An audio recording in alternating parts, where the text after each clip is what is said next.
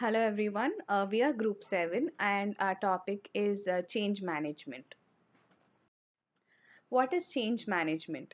Change management refers to the structured approach of ensuring that the benefits through the changes are achieved, also checking for the correct implementation of the system. This change management focuses on wider aspects as to how do the people resist to the changes being made and also as to how these changes are being accepted and to what extent are these changes being implemented and made use of, and also the psychological and behavioral changes taking place due to the implementation of the new systems. The main agenda being that the changes cannot happen in ones or twos, but rather would require a whole organization and the system to change. Also, the change management is a key ingredient to a successful ERP implementation. Organizational and personal change management. The implementation of the ERP system is not just a technology initiative, but more than that, when the people, their emotional changes are also considered regarding the changes being made. And to achieve efficiency in an organizational level change management, one has to consider all the factors that bind the organizations. When done so, one could go through and see that the organization functions mostly because of the different processes and procedures it runs, and these are in turn managed by the employees. So this means that if the employees are affected or that fact any process or procedure is disrupted due to the changes being made, then it would on a whole affect the organization as well. This would not be in for a positive response and the implementation would be doing of no benefit. So this explains that the changes that are brought in should be such that they should be made considering the circumstances and the situation of the organization as well as the employees. Resistance to change.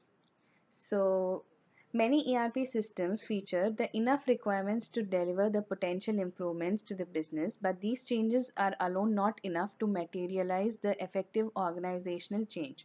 So, simply implementing a new system would not prevent the confusion. Rather, considering the case of an employee wherein one has to deal with large amounts of manual work and spreadsheets and different ways of doing the things that are not established during a daily work routine. In this case, the employee would have to face a lot of challenges in getting accustomed to the new changes. Then the question arises as to why humans resist change. Then we have the theory of Aladwani that there are two fundamental sources to resist the ERP.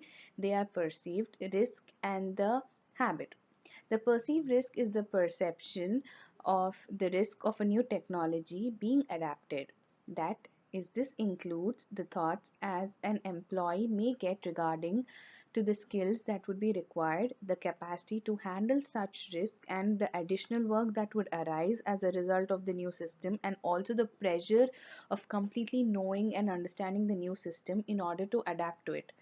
The cultural support required for the change and the commitment required to all achieve all the results arising of the queries. The habit could be explained as a fear among the people to come out of the comfort zone that has one created for themselves in the existing system, which they fear would not be the same in the new system being adapted. That is, the thought of a new system would automatically create a vision of things and circumstances changing in order to achieve new goals, which by default generates a fear among the people of not being in the same work culture and groups, which has become a default habit. So the changes must be accepted and implemented by the people, but they should not be imposed upon them. How to deal with these changes?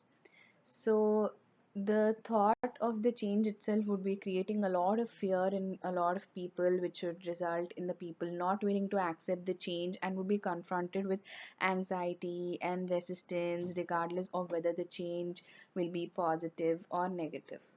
So before the changes are being made, there should be conducted a change assessment and all these results should be analyzed properly, and these are used, should be used to create a proper plan to work on the requirements for implementing the new system.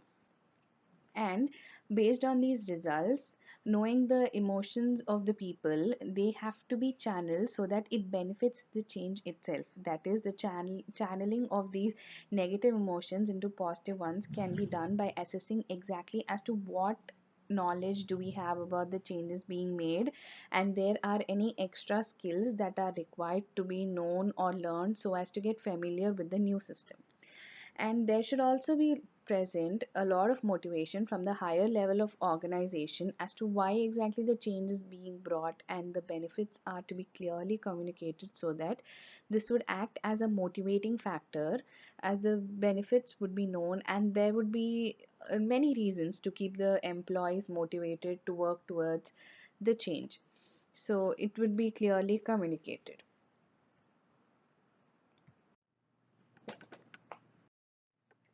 Change management theories and past research. So, in surveys, it is found that management is critical and crucial factor in success of company. In 1995, Kotter suggested 8-step model which covered all the aspects of change management, and it is followed by most of the companies. Error in implementing these steps will lead to catastrophic events. So number 1, establishing a sense of urgency. In case of emergencies, management is required to implement a new ERP system. Some employees might not be impressed with this idea that they have to work on the new system, as they were already comfortable working on the legacy system. So at this point, management has to convince their employees with understandable reason why they moved from legacy system to the new system. Forming a power guiding coalition. It is necessary in a company to form group of people who have special skill set so they can work on a particular project. So knowledge can be transferred from project leads to the other employees in case of departure from their company. If that is not possible, company should give necessary training to the employees in such emergencies. Creating a vision. Creating a vision for a company and the employees is short and simple. It doesn't have to be a document or a rule book for the employees to follow. It can be simple picture on a wall with face or a coffee mug with the vision and mission of company. Communicating the vision. Effective communication is not once and done process. Just because manager and CEO know something, they should not assume that their employees might know the exact same thing. There should be active listening between managers and the employees. So communication is the key in this process. Empowering others to act on the vision. In this step, team members or the managers need to get rid of obstacles such as person's perception. A person should be comfortable in expressing his or her views.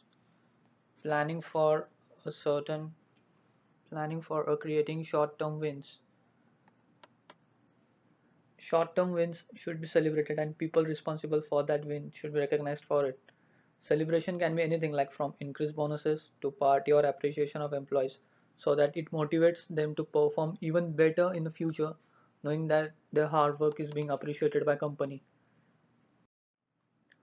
Consolidating improvements and producing still more change.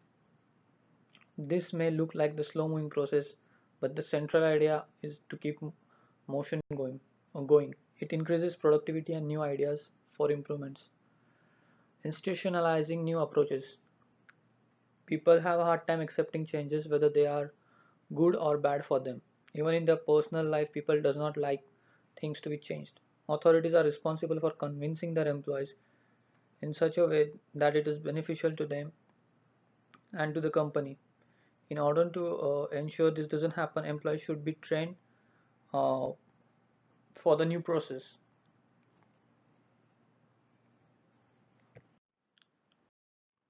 Fundamentals of change leadership. According to Smith and Doctor in 1997, there are 5 fundamentals to change leadership.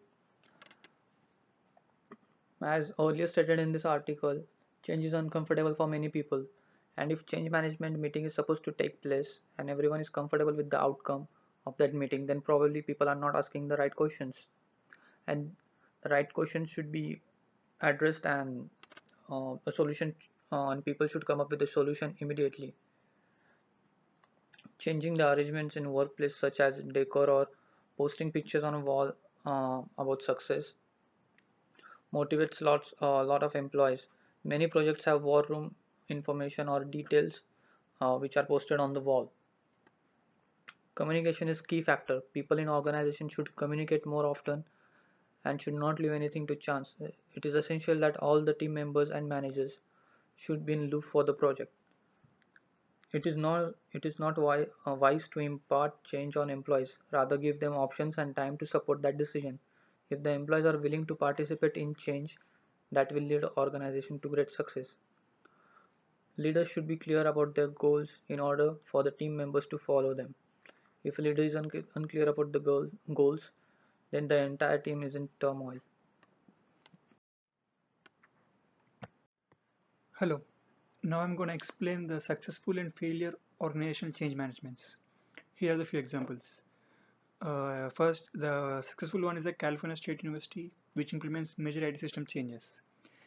California State School recently made a huge IT system changes at its main campus, which affected 23 other campuses and huge number of students, staff, and employees who had to learn new methods for doing things.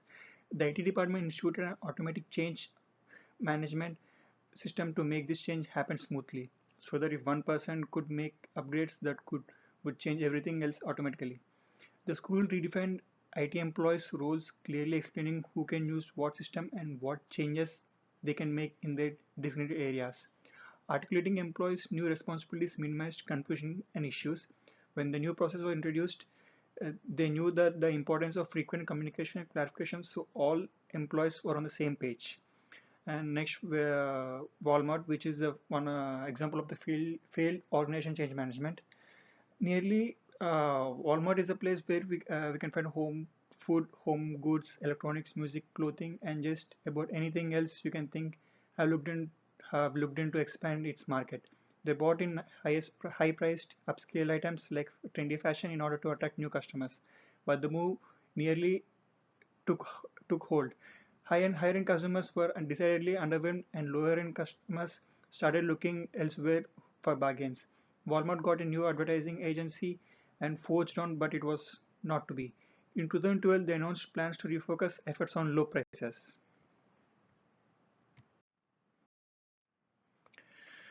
And the conclusion: not only do leaders have responsibility to lead, but as an employee, they have to deal with the change themselves.